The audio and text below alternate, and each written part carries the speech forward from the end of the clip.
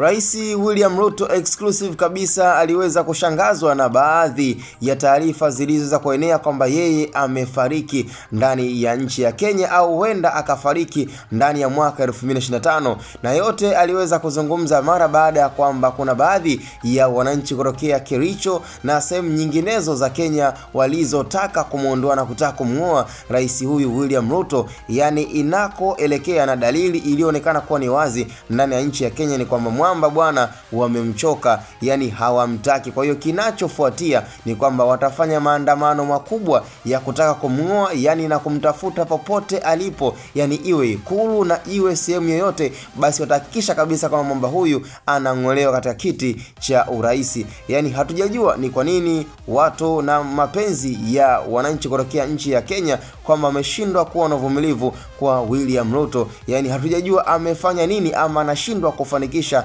jambo gani la kuwafurahisha wana Kenya, kwa sababu kwa hatua iliweza kufikia ni kwamba hawataki uvumilivu. Wanachohitaji ni kwamba mwamba atoke katika kiti cha uraisi kwa nguvu, na ndio maana wametangaza maandamano makubwa ya kuhakikisha kabisa kwamba yani iwe vita iwe kwa vyovyote vile tu watamfuata Ikulu na sehemu atakazoweza kujificha, lakini anachokihitaji haki iweze kutimizwa na mwamba huyu aweze kuondolewa katika kiti cha uraisi. Na hatujajua kwamba je, ni kiongozi gani ambaye tayari ameshaandaliwa ambaye wanamkubali, kwa sababu tayari mpaka sasa hivi kuna baadhi ya viongozi ambao wameonekana kuweza kujitokeza na inaonekana kabisa kwamba ndo wanaotia chachu na kuwafanya pia hata kwa baadhi ya wananchi ambao wanampinga vikali kabisa mwamba William Ruto kwamba ni hatua ambayo imeweza kufikia kwamba hakuna kitakachoweza kufanyika ndani ya mwaka 2025 mpaka kieleweke. Sasa maandamano ambayo yameweza kutangazwa kwamba